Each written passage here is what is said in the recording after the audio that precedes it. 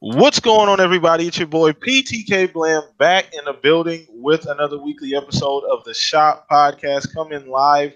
Another beautiful Saturday evening. How is everybody feeling today? Hopefully, everybody had a great work week.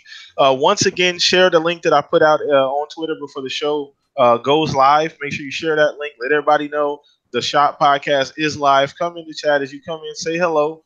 We got some awesome people here today. You know, a couple right hand men, usual suspects. Before I even get to them, though, I want to just tell you guys thank you for the continued support on the channel. The push to 2,000 subscribers, that's definitely the goal for 2019. We got a lot going on over here, so thank you guys for helping out with that. So we're going to go ahead and just start with you, Fuzz. Just go ahead and give yourself a shout out, man. Let everybody know where they can find you in chat. Hey, what's up, everybody? Fuzzy Belvedere. You can find me on Twitter, Fuzzy_Belvedere, or Xbox Live, Fuzzy Space Belvedere. Been trying this demo, so We're going to get to that. Oh yeah, we got a whole lot of that. Whole lot of that. Go ahead. Yeah, we got some good topics. Great hosts as well as great co-hosts. So yeah, we should be able to do this. Oh yeah, we're gonna knock this thing out the park. Shout out to Zalk. Shout out to Jarhead. You know, Zalk may come in here a little bit later. Not sure. Shout out to Jarhead. He's the member of the podcast you guys don't get to see often, but shout out to those guys, whatever they may be doing right now. And got Forte. You know, Forte is like the cleanup guy. He's like my relief pitcher. He come in that eighth and ninth inning when I need to shut it down. So go ahead and give yourself a shout out, Forte. Nah, definitely appreciate the invite. You can get me over at Gaming Forte on Twitter and YouTube. And really appreciate the invite. Lots of stuff to talk about. Really good topic list. Oh yeah. We got a whole lot to talk about, chat. So once again, not only the questions for the chat for the podcast members, but as well to the chats. You guys go ahead and have fun with those. Just say hello to everybody new that comes in, guys. Sometimes new people come in and I miss them. Just say hello, my mods. Appreciate you, Shonsu. Shout out to you. So let's go ahead and dive in, man. We got a whole lot to talk about. So we're gonna go ahead and get started on EA, man. EA is gonna get talked about a whole lot today. Let's just get that out the way. First thing we got to talk about is EA potentially passing on ideas for KOTOR 3. Apparently, an article came out saying that Bioware had threw some ideas across the table to EA, some viable ideas about a KOTOR 3, and they just essentially was like, nah, no thank you, and just kind of, stayed at it and walked off. What's up, Zalk? I don't know what the hell was happening, man. I couldn't get on. Don't worry about it, man. Just perfect timing, bro. Zalk has entered the building, guys. I don't know if you guys felt the atmosphere change, but Zalk is here now. The atmosphere. The atmosphere. Anyway, man. So yeah, that's the opening topic, man. It's a doozy. So what do you guys think about that? Let's go ahead and start with you, Zalk, since you jumped in. What do you think about EA passing on that potentially that KOTOR 3? That's actually pretty big because KOTOR was like a huge game that I loved playing back in the day. The first one I thought just me and my buddies were in that game for a month and a half, 2 months, just loving every freaking second of it. I don't know what EA wants, to be honest with you. It's kind of sit there. Like, don't get me wrong. If BioWare came up to them and said, "Yo, we have the license to Star Wars. We want to do KOTOR 3, or even we want to redo a game like KOTOR," right? Like, what the fuck? What are you doing? I don't know, bro. And I get it. But maybe it's because, I don't know how long they had the license for, what year, but they started building Anthem a year before Destiny 1 even came out. So maybe their A team was already on this game and it was too far in, and they're kind of like, hey, this game has potential to make more money than what, a KOTOR will make, especially long term. And maybe they were just kind of like, yeah, maybe we don't trust the creative people on the other side of Anthem, or the other side of BioWare, to do it, because maybe they saw a little bit of the struggles with Mass Effect Andromeda. True. We don't know. That's a good point, because the team that's working on Anthem is the A team, correct? The B team worked on Mass Effect, and that team currently, I don't know what they're doing now. I assume maybe they've been moved over to that project. So that is a good point that you brought up. I didn't even consider that. Yeah, so that's kind of what I see them doing, like kind of where they messed up. But other than that, I mean, I don't see why you wouldn't want to do it. But it's not even KOTOR, right? Like, I'm not even mad about the KOTOR. Just give me a fucking Star Wars single-player game. A decent one. A decent Star Wars single-player game. And to be honest with you, I want a game where I use goddamn lightsabers. This is like, I think lightsabers are just gone. Like, I mean, you can use them in Battlefront. Yeah, but it's not. It's mainly just the shooting. Like, I don't get what fucking people are doing. Like, I don't like the last 2 Star Wars movies, the numbered ones. You know, I don't like them because okay, well, there's just a bunch of bullshit in it. Like, you know, this fucking girl doesn't even know how to fucking use the Force, but she can defeat somebody that's been trained his whole life. Whatever, all that horse shit. But it's just like there was no lightsaber shit. There was one cool fight in The Last Jedi that was okay, but then after that, there's not much. Like, I kind of want them to expand on that and have it. Yeah.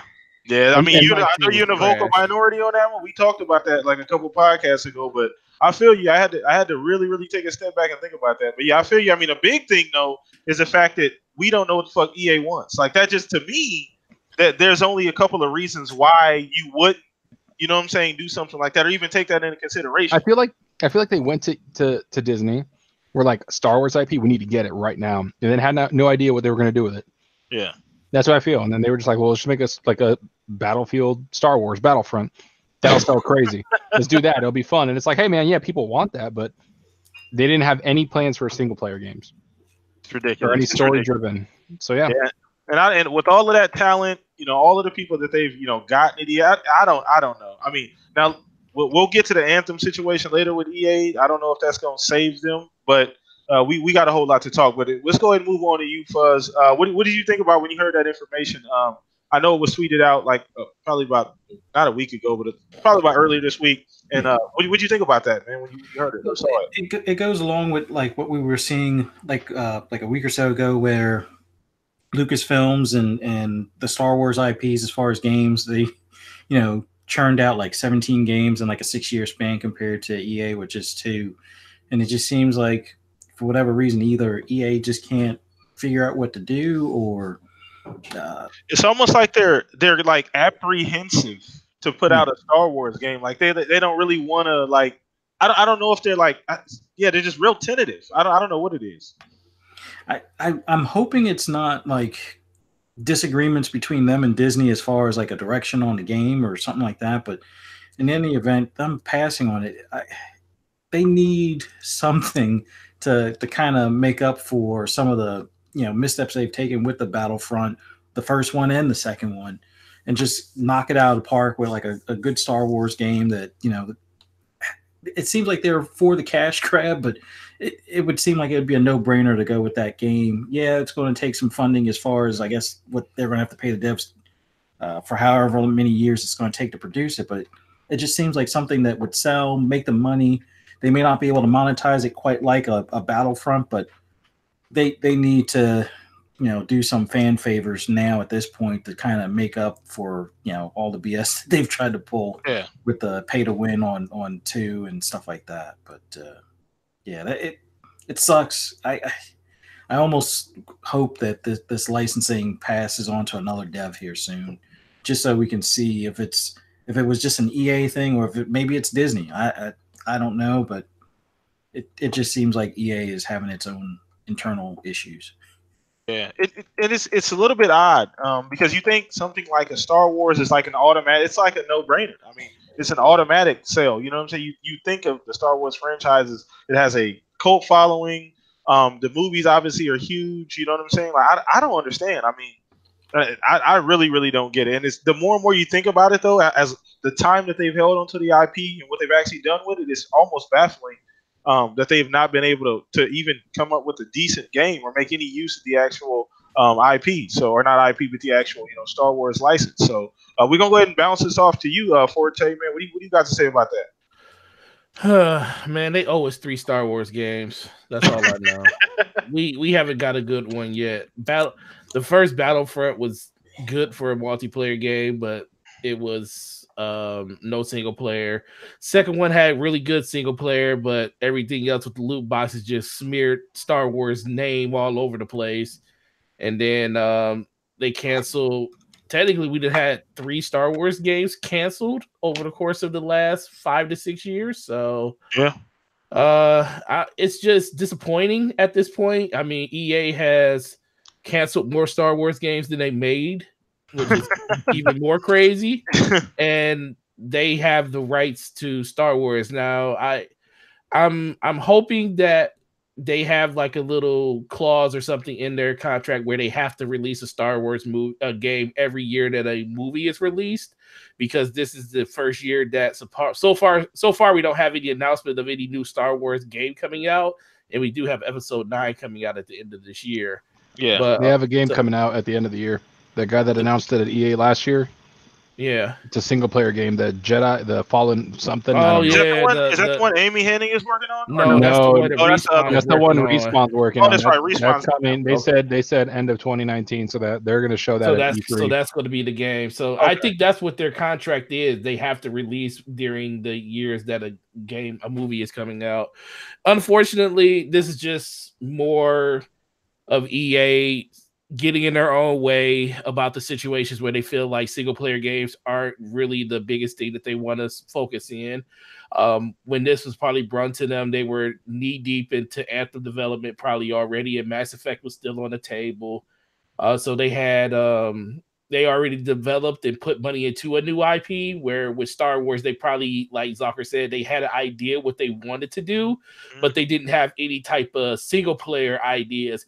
And that's all they've been canceling is the single player version. It's like, if the story's not good enough, if the direction for monetization isn't what it needs to be, it just seems like they go out of their way and say, well, if this isn't going to work, then we're not going to put any more money into it. It's like they're very risk averse versus single player games. And and you would think after games like God of War and games like Spider-Man and even Horizon Zero Dawn to an extent, those type of games, the way that people are super excited for Gears 5, you would think that people they would see that people still want to play single player games, but unfortunately their shareholders and just the uppers at EA just want to make money. And I guess Anthem will be the next thing that we see how that goes, to see how it actually plays with games as a service going forward. Well, I'll be honest with you, man. I think I said this last time. I also think that this isn't just EA's fault. I think it is Disney's fault. I think Kathleen Kennedy, the person that runs the Star Wars entire franchise for Disney, they're very tight-lipped on what's canon. They've redacted a bunch of freaking books that aren't canon anymore. Yeah.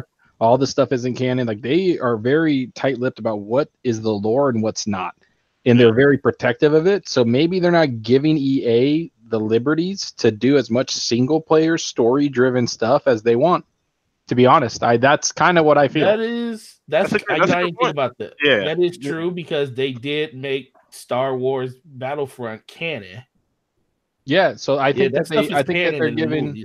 I honestly, I'll be honest with you. I know people are like, EA's the devil. Cool, Satan's walking among us.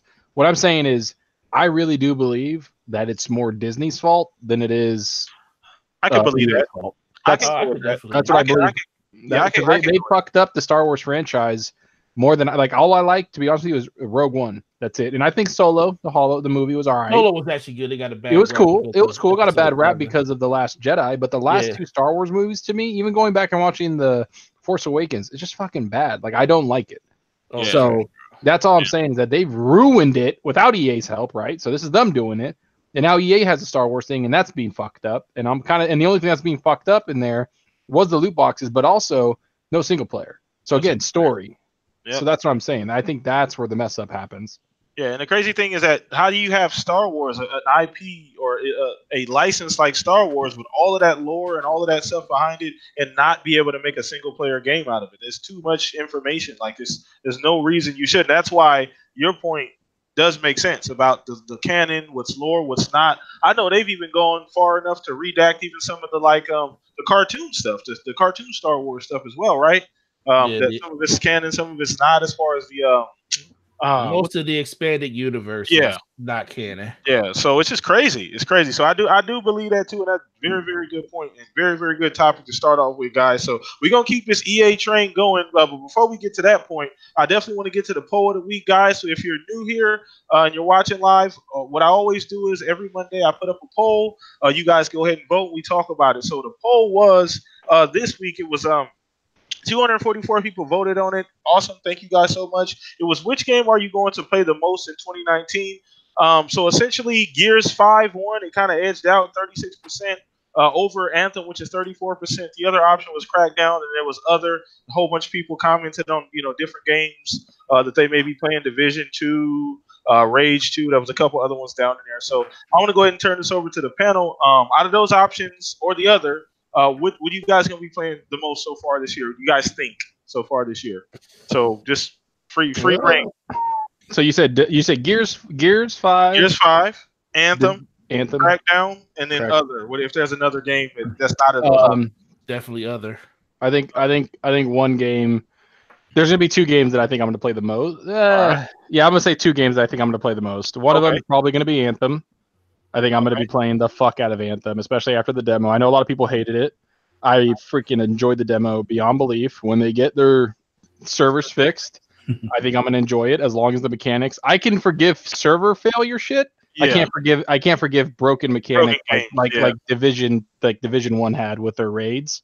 Yeah. Or their incursions that they had when they first came out, like bullet sponge horse shit. Yeah. People had to cheese basically to defeat it. Like I can't forgive that. So I want Anthem. I'm gonna play Anthem a bunch. I think the next one's probably gonna be Division 2. Me and my buddy are going to be switching between those two pretty much the entire year to see if they could grab us and keep us like occupied. And then I'm going to go probably Gears 5. That's like, because I love Gears. So I'm going to play the story. I'm going to play Horde. I'm going to beat it on the hardest difficulty. Oh, yeah.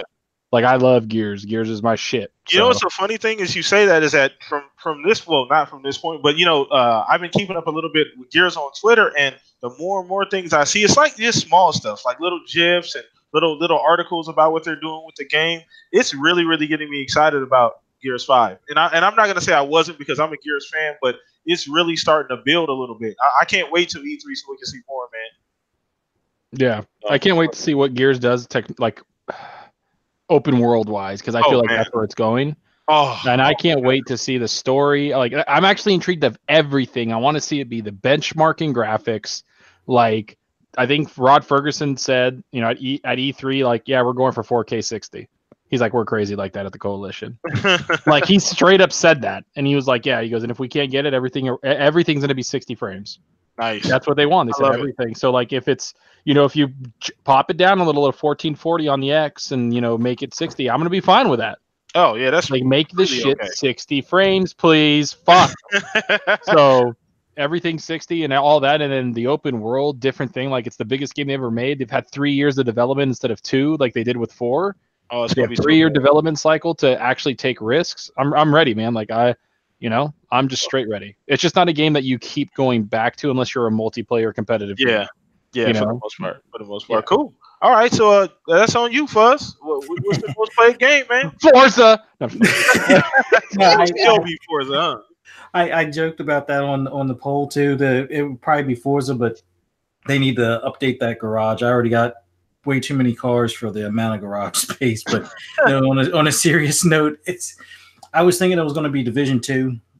I played well over 1,000, probably like closer to 1,400 or 1,600 hours of Division for like a year straight, pretty much daily. And Anthem is going to give it a run for its money. But I'm thinking I'll probably still wind up playing more Division 2, a hell of a lot of Anthem, and then if Forza can do a few more patches, make it so you can add some more cars, and Forza will probably be the third wheel. But yeah, loving the Anthem so far. That demo hits all the right chords.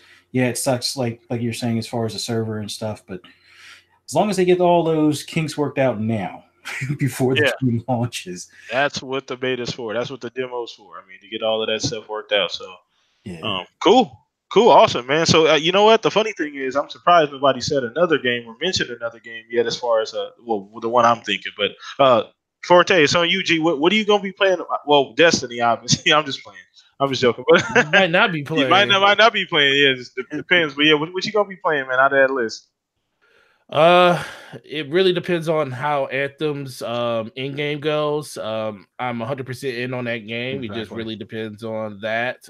Outside of that, I am a huge Division fan, and I know I'm gonna spend a lot of time in that game, in that world. 3 Dark Zones really with different difficulty levels and different ways that they play is really exciting to me. And those are probably the top of the list for me.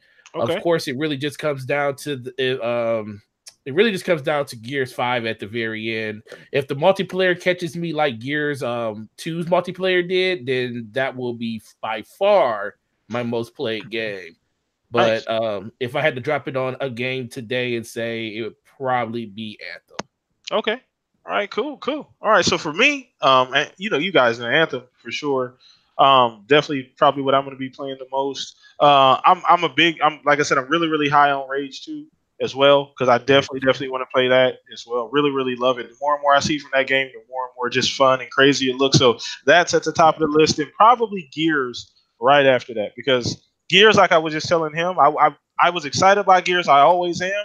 But the more and more I see, the more and more tidbits I get from it, the deeper I dig. I'm just getting really excited about it and some of the things and chances that they're actually taking with that franchise. So Gears is definitely going to be up there, and I suck at the multiplayer on Gears. I feel like a lot of people suck at Gears multiplayer. It's like some small exclusive group of people that are actually good at it. It feels like it, man, because I don't everybody. Well, not everybody that I know, but a lot of people I know that are like really like they play Gears a lot. Are still no good at the multiplayer for some reason. I don't know why, but people like shotguns. Yeah, yeah. Go ahead. Can I ask what was your guys' most played game 2018? Probably Destiny. Easily. Destiny. Forza Horizon, isn't it? yeah. No, it's definitely Horizon. Looking at the hours, but right now it's Forza Horizon 4, and then followed by Motorsport 7, and then probably followed by Odyssey. So Forza. Yeah. I honestly thought I looked at my shit at the end of the year, and I thought, man, Odyssey might have given. I knew it was Sea of Thieves, right? I was like, Odyssey might have given Sea of Thieves a run for its money. Not even close. Oh, I have like 112 hours in an Odyssey, and I'm like, man, that's a good shit. And I'm like, that might have given its run. I have almost 700 hours in the Sea of Thieves, bro. That's crazy. I know, dude. I love that game. I just realized that's when I realized I was like, oh man, I really do love that game. Shout out before we go any further. Shout out to Rare and Sea of Thieves. They've been killing it lately. I know that's not really a topic, you know what I'm saying, but I do got to slide that in here. I did do a video about that, guys. Go ahead and check that out on the channel recently. But that game is like, I mean, it wasn't dead anyway, but I mean, that game it's doing so well. I mean, obviously as far as streaming and Twitch, but it's amazing, and it seems to be getting better and better as time goes by. Every single update, more and more people are playing it, more and more people are excited about it. You got these streamers that have been playing like Fortnite for the last year straight, talking about it's the most fun they've had on a game this entire generation. Yep. So it's shout out to Rare and everything that they're doing. Shout out to Sea of Thieves for kicking ass, and it's shocked a whole lot of people that said that game was going to be dead, do nothing. So I'm about to talk to Zocker on the quiet because I need to know what this game is doing, because I saw that tweet where they said that Sea of Thieves was #1 in the US in streaming. Yeah. At you like 12 fucking o'clock with people? At night. Do you like fucking with people? Do you like PvPing? Do you like messing with people, making them fucking angry? That's what I like to do. I like to roll up on someone's ship. They have all this hard work on there, and I'm like, hey, thanks for doing all the hard work. And then they get mad at me, start messaging me on Xbox Live, getting angry. God. I read it. So it's basically just the pirate life for real for you. Yeah, no, dude, look at Summit. The way Summit plays, he doesn't even put a goddamn like mission down. He just goes and kills shit. Me and my buddy literally only put missions down to get commendations because it was like, oh, sail this many like not like miles, whatever, doing this sort of mission. So we would just throw that mission down just as we sail around killing people. Like that's all we would do, bro. And like literally, then we talk shit to them, and they'd get so mad and report us for. I loved it. Nice. So shout out to we forgot about this game too, Outer Worlds. That's another game we forgot about, and I don't know how much time we're all going to get to play. I don't know exactly when that's coming out, but I mean, if it's this year, it may be this year. It seems like it will be at some point. We'll probably get that at E3. We'll probably get that for sure. But so that's a great another follow-up topic, guys. So let's go ahead and move on from that. This is kind of a fun one. You guys know if you're new here, you're not new here. I always like to throw curveballs to the panel. We talk about the same shit all week for the most part, so I like to throw in a couple curveballs. So today I got best game comebacks after bad launches. Best game comeback. So just got a couple to throw out there if you guys can't think of any off the top of your head. I got Battlefield 4 had a terrible launch. I got Halo Master Chief Collection. It wasn't a horrible launch. Well, I guess it was pretty bad. No, that shit was terrible. Yeah, it was pretty bad. Rainbow Siege 6 and then The Division as well. So if you guys can think of any other ones, let me know about that one. But out of those choices, what would you guys choose as being like the comeback game essentially? So I guess I'll go first. For the comeback game? Like not comeback, but just had a bigger turnaround. Like just it bounced back out of nowhere. Okay, so if I look at this list, and I'm probably gonna be a little biased because I love Battlefield, but Battlefield 4 to me, since it was like the first game that started all this crazy broken stuff in the community, that game, I still played it when it was broken, and I loved it then. But the work that DICE put into that game over the course of a year to finally bring that game to where it is today. And honestly, that game is still by far the best Battlefield game that's released this generation. Battlefield 1 is good. Battlefield 5 is good. But Battlefield 4 still plays the best of all those Battlefield games. And it just happens to be the last one that was modern and military. So that's a feather in the cap too. But for me, it would be that game. I would say the second one on that list would be Siege, followed by Division. Master Chief Collection for me, it just took them way too long to get that game to turn around. That game came out in 2013, 2014. And that game just disappointed upon disappointed. And then they finally fixed it in 2018, which is 4 years too late for me. So I would put it Battlefield 4, Siege, did Division, Master Chief last. Okay, cool. So, Zark, what about you, man? I'm gonna have to go number one. It's probably Siege, I would say. I have a lot of fun ranking up and doing competitive. Me and my buddy have been playing that the last couple weeks. Okay. Nautical just talked to him in a party, my buddy David. I don't know if you've gotten the vibe that me and him are pretty fucking hardcore. I did. Yeah, me and him are hardcore, bro, when we play. So he's a pirate legend just like me. Me and him got that. And number two, actually, you know what? Fuck it. It's tied. I'm gonna say Sea of Thieves. I'm not going to pick from that list. I'm going to say it's Sea of Thieves. That launched with a lot of people hating on it. I remember like the Metacritic. I remember people still hating on it. And you see that son bitch on Twitch. You see a bunch of people playing it now. We're almost a year later and they're still adding it. They didn't just add bullshit, people. Like there's a lot of shit to do in that game. Like I know people don't think that, but you just get lost for hours. You're fighting skeleton ships. You're fighting people. You're freaking battling volcanoes at the same time. A Kraken will come get your ass. And then the Megalodon will come. It's fucking fun, man. So they're going to keep adding that, and the arena's coming. So I'm going to say those two games have probably had pretty bad launches and did good. And you know what? A little outlier. I'm going to say Division after patch 1.8. Yep. They did real good. I really enjoyed the end game content they had now. It was a little overwhelming when I came back, and to me, that was a good sign. So I was like, wow. And I really hope they make Division 2. They've learned from that, which I think they did for the last 3 years. And I'm hoping I'm at high hopes. That's how good it was, a comeback, right? I have high hopes for Division 2. Yeah. Same thing happened to me. I don't know, Fuzz. Remember I guess you could say a few months ago. At this point, we had jumped back into the Division. I was like, "What is all of this stuff?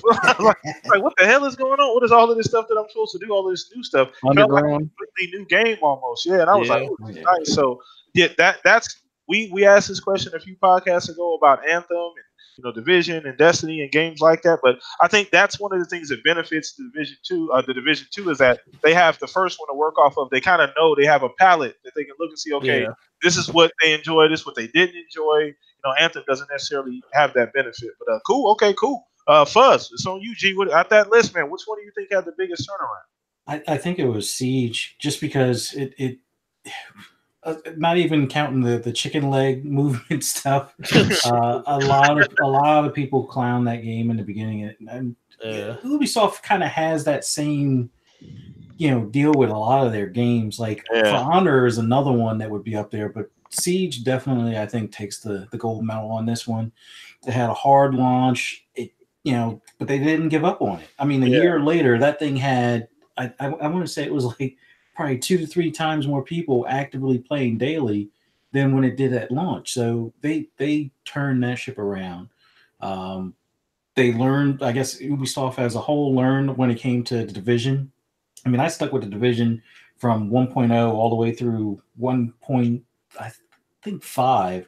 Then took a break from 1.6 and then came back again around 1.8. But yeah, the Division definitely had to right the ship, especially after 1.3, where it was like one shot kills from the NPCs in the dark zone, but it takes like 30 bullets to kill them. Yeah. Or even more, and you could be fully leveled up, gold gear and whatnot. But yeah, Siege definitely the top of the list. Division would be I would say maybe a third, because For Honor I think probably deserves a second place on that. Although right now I don't know where it's at as far as that's concerned. But Halo Master Chief Collection, I think I didn't really play any of the multiplayer, and I know that was probably the biggest issue with it.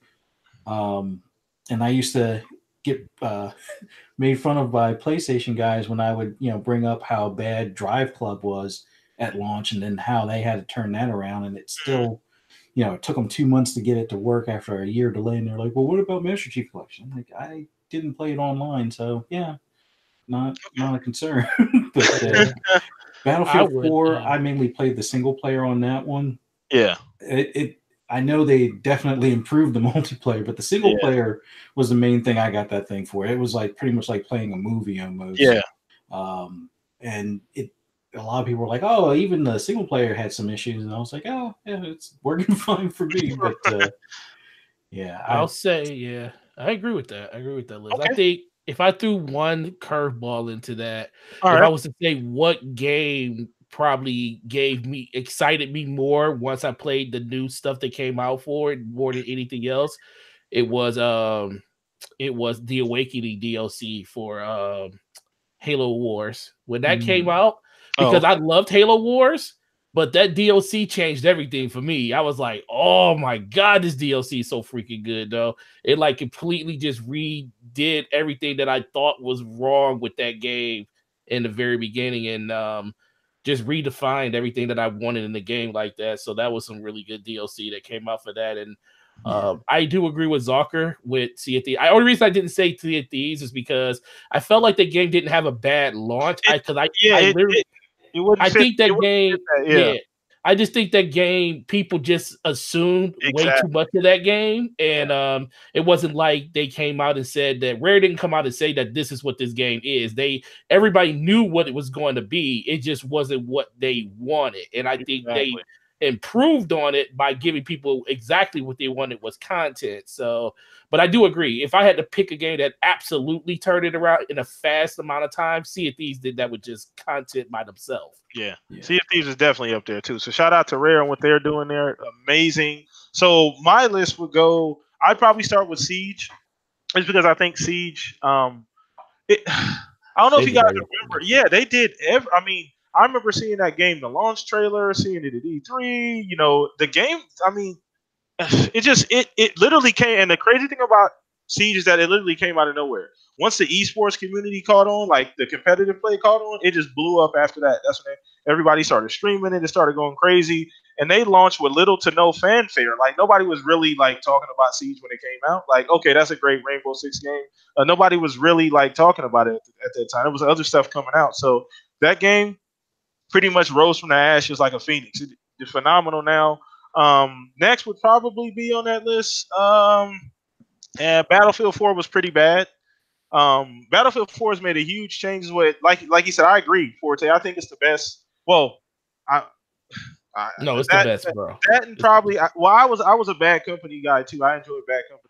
So, I'm talking about mainline Battlefield. I'm talking about mainline. Mainline Battlefield. Okay, well, yeah. So yeah, I think Bad Company 2 was by far the best Battlefield that came out. Yeah, so I agree as well. But Battlefield 4 made a huge comeback. Game was damn near unplayable for a while. Division had a similar arc to like Destiny. Destiny, everybody was hyped, did everything they could possibly do in the first month, and then everybody kind of went away for about 6 to 7 months until the DLC came out.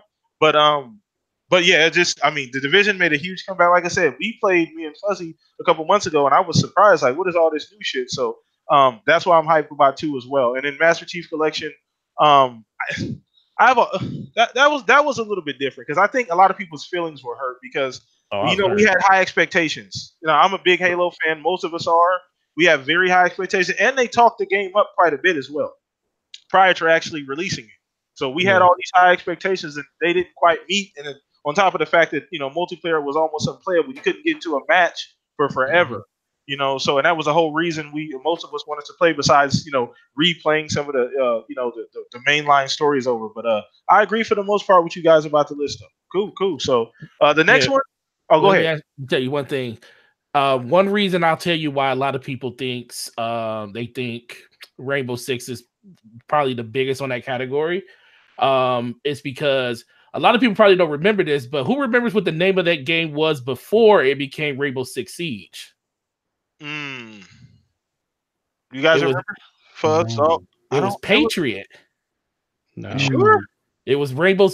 Remember all the marketing for that game that they were making was called Rainbow Six Patriot. They were standing on the pictures. They were the cover art and stuff was with them standing on the Manhattan Bridge and everything. Oh, yeah. Oh, you're right. You're right.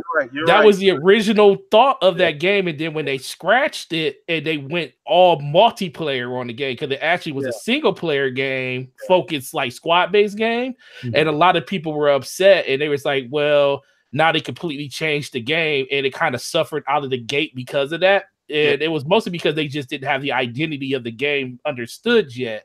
And the reason that a lot of people call this like the biggest comeback is because most games can't do that. Most games can't just change their identity and completely reinvent themselves and then reinvent them to the point where Rainbow Six Siege is one of the most profitable games ever to come out in recent memory. I guess we should throw Fortnite in that bitch too then, right?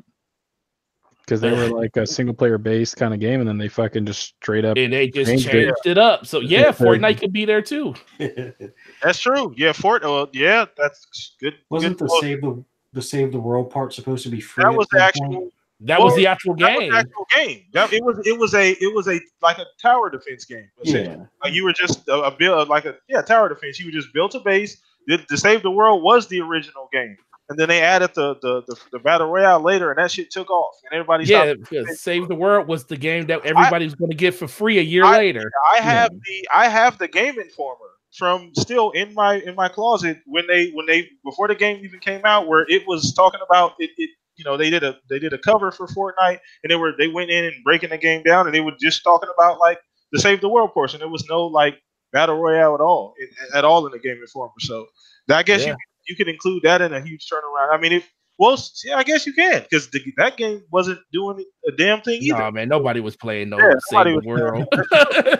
That is true. So I guess we got to put Fortnite in there. I mean, the Fortnite would take the cake then easily. That'd be a landslide, man. Jesus Christ. But okay, cool. So let's go ahead and move on to the next topic. Keep this thing going, man. So once again, chat, not only are the questions for the panel members, they're for you guys too. So let us know how you feel about all the topics in the chat. Make sure you guys smack that like button. Helps the video be seen. Helps the podcast be viewed as well. So we're gonna talk about some Nintendo. And I did a video on this about a day or two ago, and it's still kind of in my heart, been on my mind. Now, if you guys don't know, Nintendo had to restart development on Metroid Prime 4.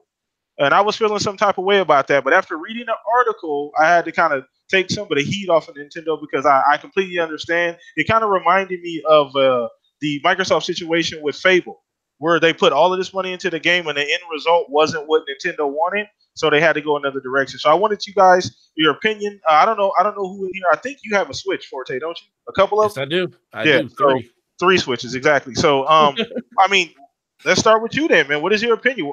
Because think about this. Metroid, we've got a ton of Mario. We've gotten Zelda. Metroid is one of the things people have been asking for that we have gotten none of. So what do you think about them having to restart the game, and now they're, maybe 2021, 22 before we see something? Oh, man. Well, this would be so far we're already through one whole generation without a new Metroid game, and when it came to the Wii U. And when I saw that news, I was like, man, it's just like, I don't know what it is with Metroid and the development cycle of that game.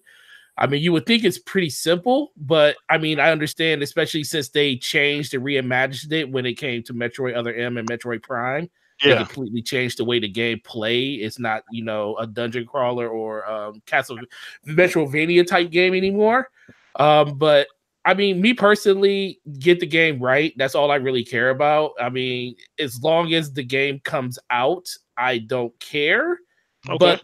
But the biggest problem with them is just it's been so long since a Metroid game came out, and a lot of people, especially when they announced the Switch and they put that up there saying that there was a Metroid game coming, you know, you were thinking like, well, if you're gonna put that on a splash screen, 2 years, 3 years max. Now they're looking at half the generation will be over by the time this thing releases.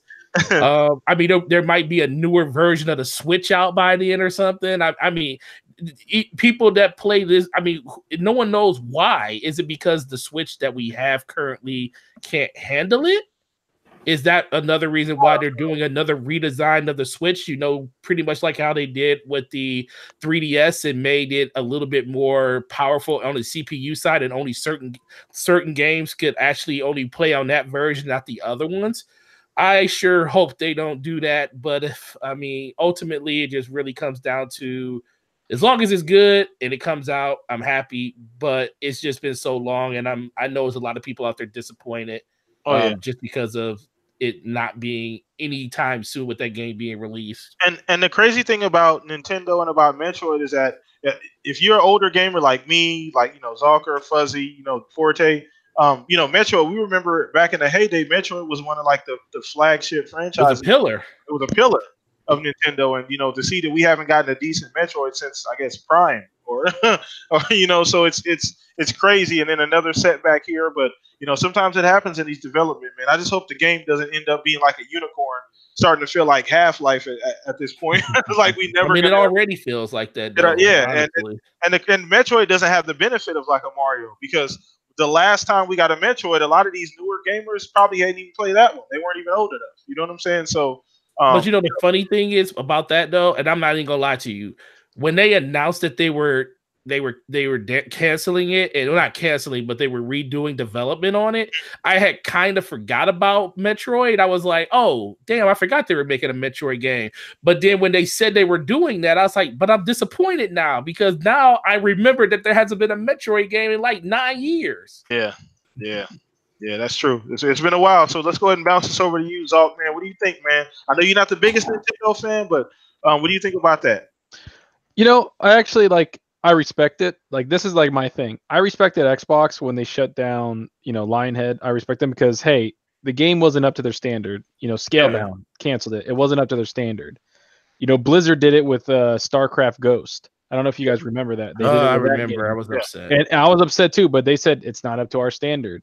And they did the same thing with, I think, Diablo 3 before it came out. There was a Diablo before that people don't know. And they scrapped that one. And they started Diablo again. So I respect when developers do that. The thing I don't like is the hate that people give. Like, when, of course, as the fanboys were Microsoft, when they canceled those things, that's all people bring up. Now, yeah, they've canceled more games than they brought out. You know what I mean? Like, it's like, oh my God. Like, you're just an idiot. Like, to me, you're just dumb. Like, I don't want broken games. I don't want dumb games coming into my system and I'm paying for them. Yeah. Okay? You got Steam for that. Yeah, you got Steam for that. So it's like, Jesus, you ain't never lie. But that's why I'm just kind of like, that's good. Nintendo, good job. It wasn't up to your standard. Maybe, to be honest with you, they had better ideas, and they were like, you know what, the game that we're bringing out now might be okay, but it's not to we can't go back from these ideas that we have, in the Switch can't execute that. Do you think that was part of it? How much do you think the Switch is hardware? How much do you think that played a role in this game being restarted? I don't know. I mean, it could be a lot. It could be none. It could be I'm talking out of my ass. I don't know.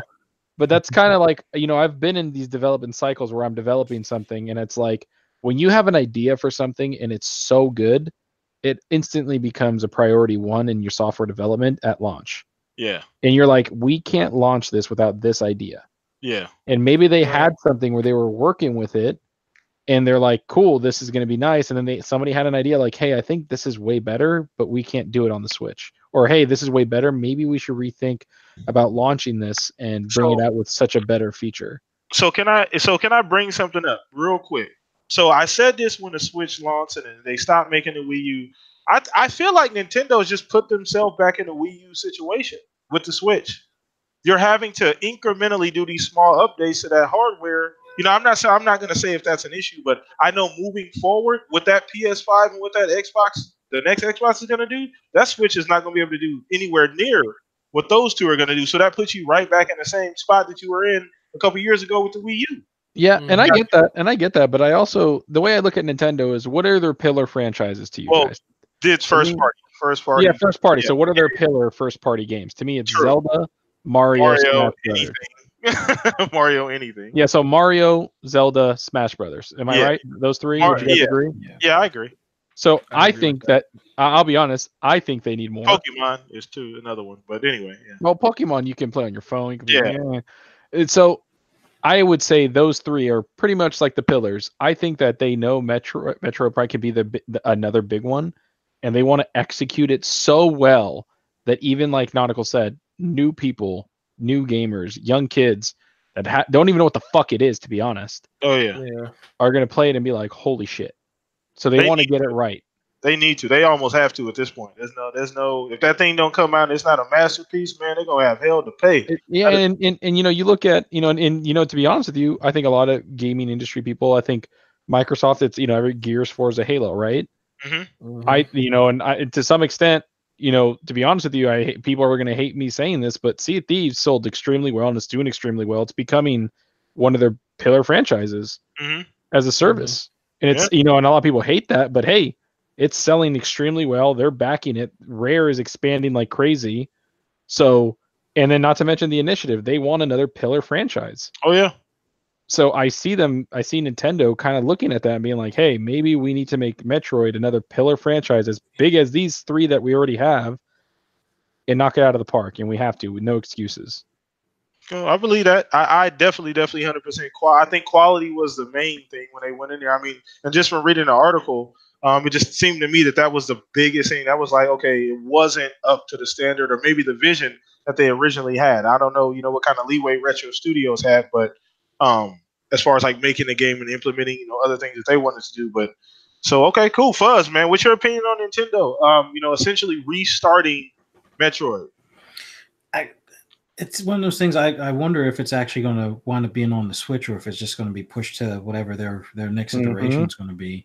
That's about the only thing I can think of. I mean, I agree with everybody as far as with it being postponed. It's better to do so for a quality standpoint, so the game isn't a mess or not even a mess, because Nintendo doesn't necessarily release a mess, but less than what the fans want. Like they definitely know how to strike all the chords as far as giving fan service in the game, have all the features or have the characters that pretty much the reason why people buy things like the Switch and stuff. But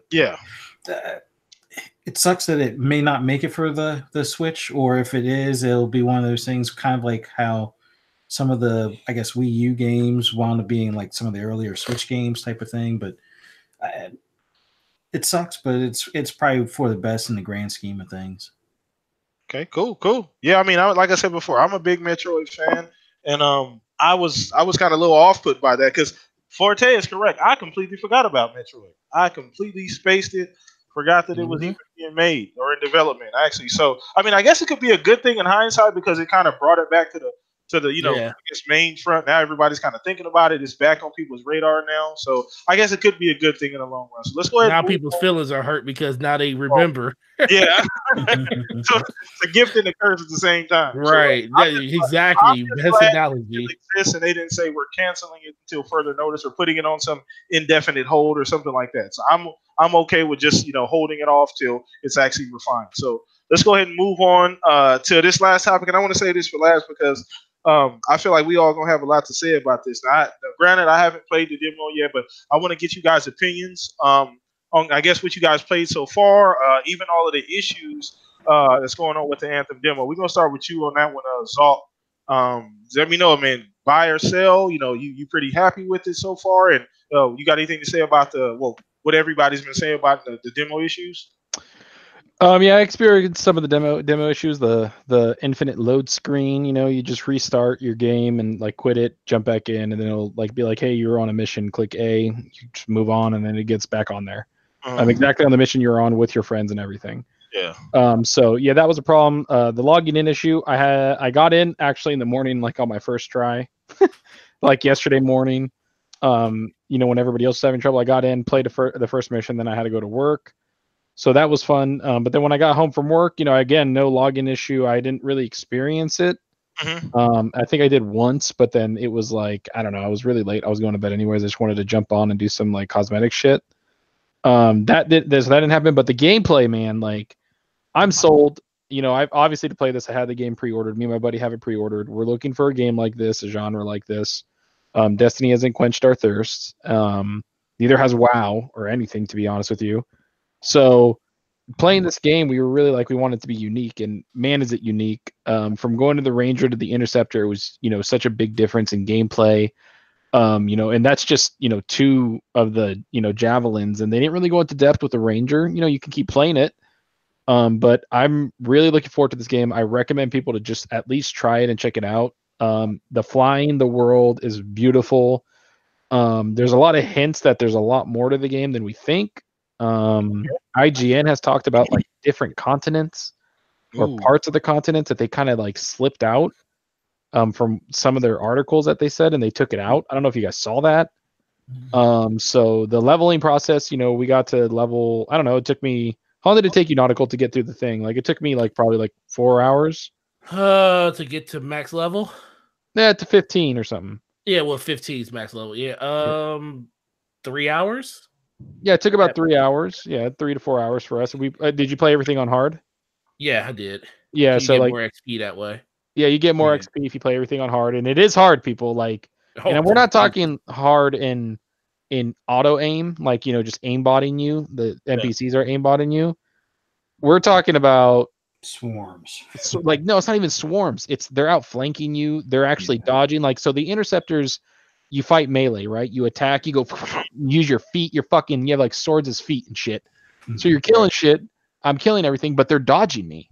Oh wow! And I was like, oh wow! Like one of the NPCs like dodged me, jumped in the air, and then shot me with like a shock round. Yeah. And it like stunned me, and then a dog came and like just killed me. Wow! Like it was actually like smart AI, and that's when I was like, oh wow! I was impressed. I was dead. I was irritated. But I was like, oh wow, that's really impressive. And then they did another thing where they shot like at me and my buddy.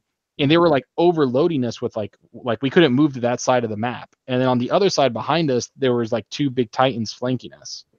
Oh, wow. Like it was actually like smart AI and shooting us out of the air, stunning us in the air, shooting webs at us to take us out. So you have to actually like use strategy to actually fight these guys. And this isn't a demo. So I was like, man, this is really fun. Okay. So that I recommend it for everybody. Check it out. You can only play as 2 of the javelins in the demo. You choose your second one, so choose wisely. And all the stuff will go with you to the open beta next week, right? Next week. February 1st. Nice. Yep. Okay. Check it out, people, honestly. Awesome. Okay, cool. So we're going to roll this right over to Forte. That was a good segue, Zog. Thank you for that, brother. So Forte, what do you think about the demo, man? I know you got a lot of time in with it.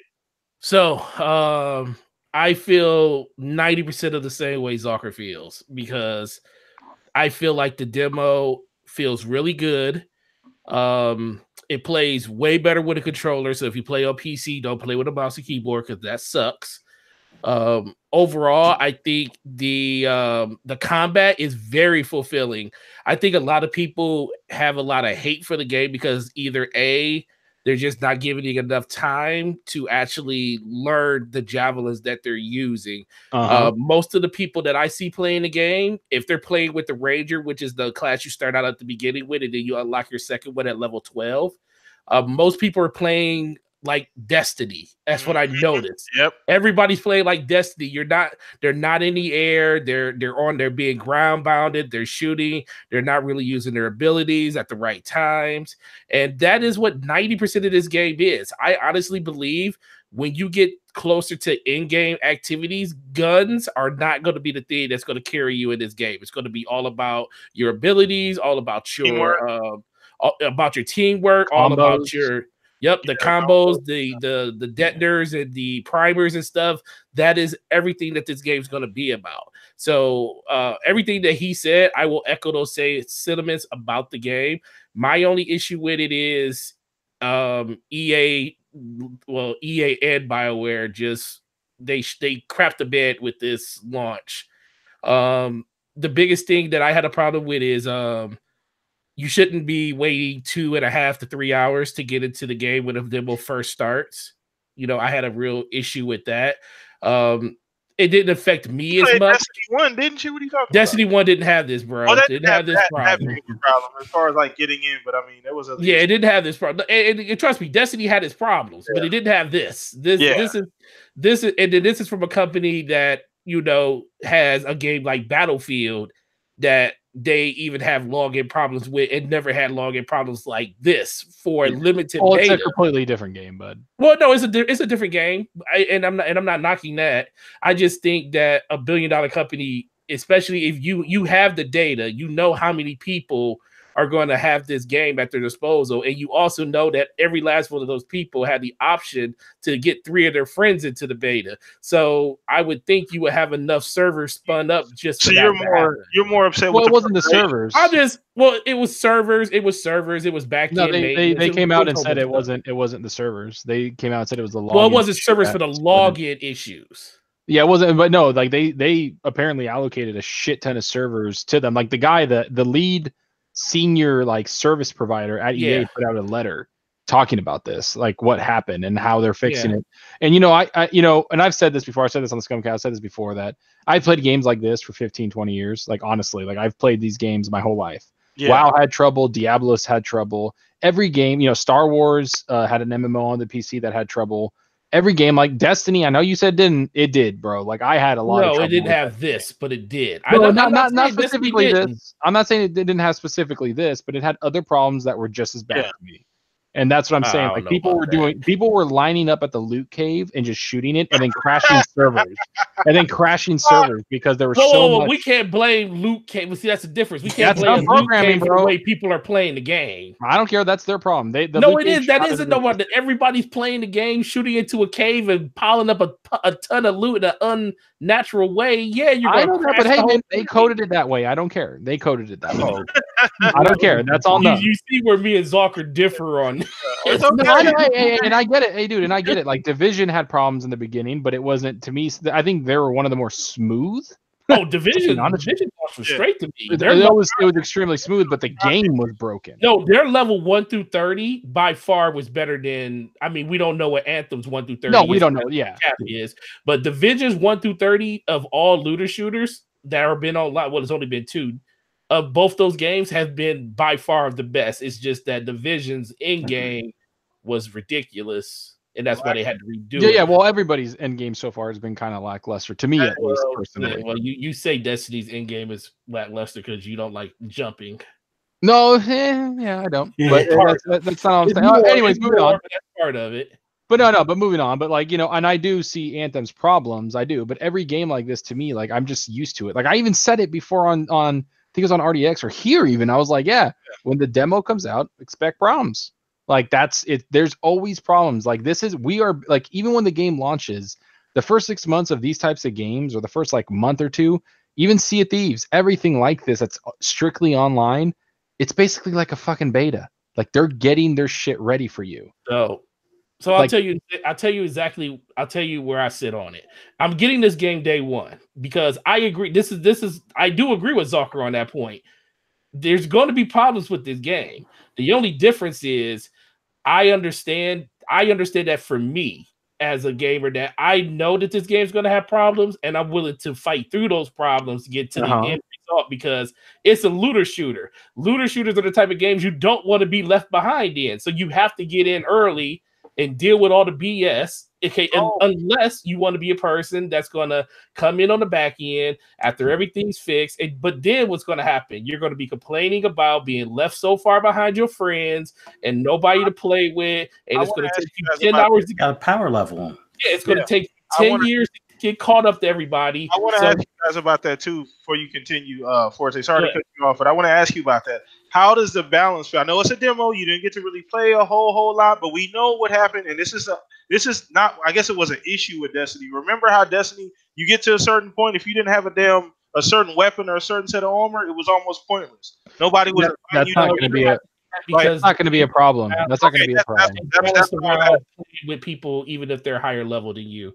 The people that play with you will still get gear at their level. The people that are lower level will still get gear. And so Anthem, correct? It's going to all scale, right? Properly. So you'll be able to scale and play. So, like, if you jump in with Zalker or jump in with me after playing for 30 hours and you're just brand new to the game, we can still help you get through content. It's going to still be challenging for us, and it's still going to be challenging for you too. Sweet. Okay. And then not to mention, the thing with Destiny was you needed that, like, the Gjallarhorn, right? It was a specific gun, and everybody needed one. If you didn't even have one, they didn't even take you on shit. Yeah, so like this one, your guns, they help you, they give you some stats, but the big thing that you get in drops is your actual abilities drop. Yeah. So you'll get like a swipe, like the Interceptor. I've had 3 different abilities. I had like a heat-seeking mine, and then mines that were like I planted on the floor, and then one of my abilities was like a dash that charges through people and then kicks them. But my other one was like just a freaking like throwing thing, like throwing like ninja stars. Yeah. But these are drops I'm getting, like blue rare drops and stuff like that on my abilities. So it was like, it was cool. So you can interchange how you want your build to be, and you do have to work with your teammates to get shit done. Now, the one thing I like is that the level of the weapons and gear don't seem to be locked to your level like it is with the Division or even with Destiny. Like I can be like a level 15 with like a level 20 gun and not have to worry about, I can't use this until I'm level 20. I mean, maybe that's because it's the demo, but I hope they don't have those restrictions. The way that the gear drops is going to be the same. It's just that the economy, the amount of gear that you're getting, like they're kind of spraying people with a lot of showering us with gear right now, so we can know what it's like to level up. But the levels will still be the same. It's just how fast and frequent you'll get it will be different in the final game. But the one thing I'll end that with Zarka just said is everybody needed the Gjallarhorn, and that's what people are asking for. I will put that more, and I don't know if this is going to happen in Anthem because we don't know what the final sandbox is going to look like, but I don't really put that on Destiny per se. I put that on the community, and that's what they wanted you to have. You know, that's what you didn't have to have a Gjallarhorn to beat certain things. Gjallarhorn made everything freaking easier. It made everything trivial, so that's why everybody required you to have it. You didn't have to have it. But that is true. But when it still goes back to balance. That weapon. It was so good. They made it so good for that specific purpose. You had other options, but what's the point in using the other options? But if you didn't have it, you didn't have to have it though. That's all. That's what I'm saying. I agree with you, but you didn't have to. And there's going to be weapons because it divided the entire player base. Well, that's going to happen anyways. There's going to be there's going to be builds in this. I seen some of the in-game builds for like Storm. Mm-hmm. There's going to be builds for Storm that people are going to require you to have a Storm Javelin because the Storm is ridiculous with its damage output. I don't even see a place for Colossus in-game right now. That could change because we haven't seen the in-game. Like I said, we haven't seen in-game yet. But as of right now, the best build you can have, not the best build, but the best team comp you can have is a Ranger, an Interceptor, and two Storms. Mm-hmm. And that is literally what the sandbox is right now. It's going to be the same way when the final game comes out. People are going to want certain builds, and it will be a lot easier in this game because it's not tied to you leveled up a separate character. Yeah. Once you unlock a Javelin, all your stuff, with the exception of some of the mods that are specific to that Javelin, you can carry over from character to character. So I don't know if people will have that big of a strain on it, and maybe that's why they did this and not let you level up too, because they don't want people to feel like, I don't have this Javelin and I have to go out and level this up to do it, because I can see situations where you will need certain things that people will require you to have that. Yeah. No, good point. Good point. So go ahead, Fuzzy. I know we didn't get a chance to get to you, man. Go ahead. Oh man, this game is exactly what I was looking for as far as a looter shooter that was more sci-fi based. I mean, I not to insult those that are fans of Destiny. Destiny just didn't catch my attention. Division was more of my game, even though bullet sponges and all that. But I just like the the more realistic look to the division. But with Destiny, for me, the thing that it didn't seem like you could play it solo. Like it was one of those things where, all right, I'm fine with being in a group, but I want to be able to level myself up solo, be able to go through a mission and be able to still get gear that's worthwhile as opposed to something that's, going to take, a whole team to go through like a raid or something like that. But it looks like you could do both solo and team-based stuff. I tried just doing like the exploration, and yeah, they're showering us with a lot of drops, but it looks like there's a lot of things to explore. There's going to be artifacts. There's going to be different structures, and then there's the public events, which if you do the free roam and you're solo, you'll come across a few that you can do the public events with. But I definitely like everything about this game that I see so far, with the exception of the login. But as Zocker touched on earlier, the biggest thing that I like about with the once you're set to do a mission, if it crashes or if it hangs at like 90% load, which I've had it happen a couple of times, just quit the game, come back as soon as you load up. Hey, were you getting ready to do an endeavor or something like that? And it's like hit A and it puts you right back there. So if you were loaded up with a team, it'll put you right back with that team. If they already started the progress, you'll be pretty much loaded in just as they get there. I could see the only drawback, and this is one thing that was kind of weird. I was able to like group up with a bunch of randoms that just finished like one stage where they got the box or got the crate with the drops, and it's like I only put like 2 shots on the boss, but yet I still got stuff from the drop. Oh, so wow. I'm pretty sure there's going to be some things to fix on that, but that was because of quitting the game and then going back. So I don't know if they're going to have any patches for that. So that way people aren't just like, oh, I'll just join at the last second and get all the loot type of deal. Yeah, I can see that being a definite problem. But for the most part, yeah, it's been a ton of fun. I think from level 10 to 15 goes by pretty quick. I'm assuming because what is it, level 40 or something, where some of the other stuff unlocks? I guess we have to go all the way up to 40. 30. Or is it 30 for the 30 is max level, I think. Okay, so it's hopefully it'll be as fun as that those 5 levels were, and it looks like you can. I mean, the missions are interesting and change up enough that you can grind through the same stronghold. The thing that I liked about it, bro, the stronghold that you bring up right now, right, is that in Destiny, a lot of the strikes were the same thing as the story missions. Yeah. And the stronghold in Anthem wasn't a story mission at all. Yeah. It was a separate thing. It was just a stronghold. So they said they have 3 at launch. Yeah. But to me, that's in there. They're long. Like it takes a little while to do them.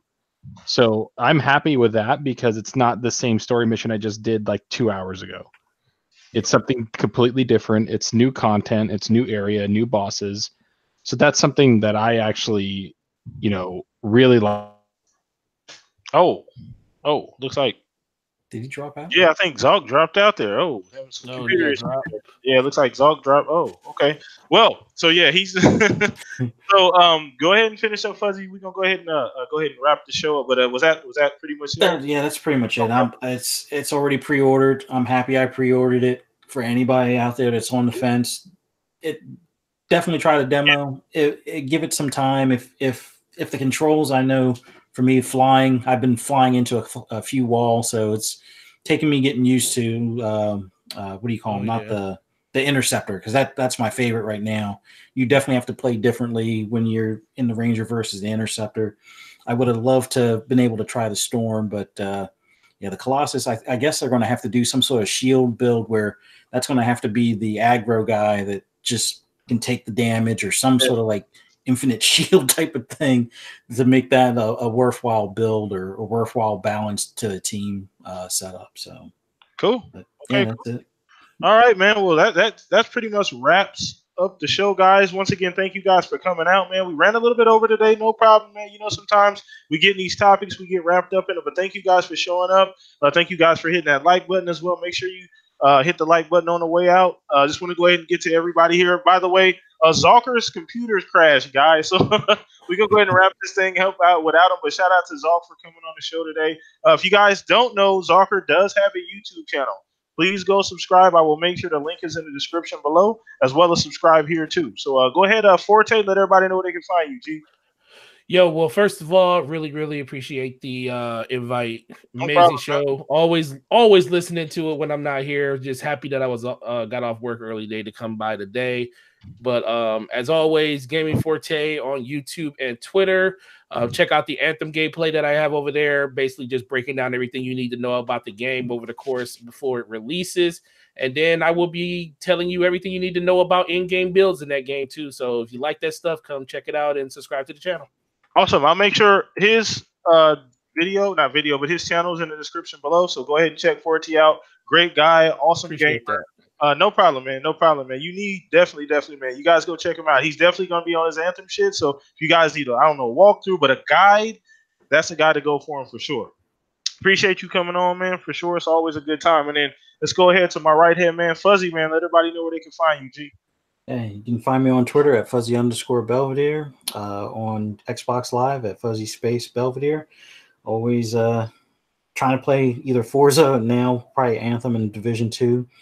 Glad to have Forte on here as well. I'm going to probably be leaning on him a little bit as far as for some advice or pointers on these Anthem builds, and probably even in Division 2, because looter shooters are my thing. Just not Destiny, unfortunately, but the other two definitely will be putting a lot of hours in. But awesome. Great episode, great group of guys to talk games with. Let's get it. And so last but not least, once again, your boy PTK Blam across the board. Holla at me on Twitter as well. All of our The Shop Podcast members, Twitter links will be down in the description as well. So check us all out there, man. That keeps you guys up to date on what we're doing here. Once again, PTK Blam across the board on Xbox Live. First and last name on Twitter. Thank you guys so much. 2019 it started off phenomenally, you guys, for the channel. So thank you guys for the continued support. Let's get it. Let's keep this thing moving. We will be back next Saturday, actually, at a different time. So next Saturday is going to be an hour later than this Saturday. I actually start working on Saturday next week. So things will be a little bit different, but keep it locked on my Twitter account. That way you guys will know when the updates are coming. So peace out, you guys. Enjoy the rest of your evening. Thank you guys for showing up. Peace out. Later.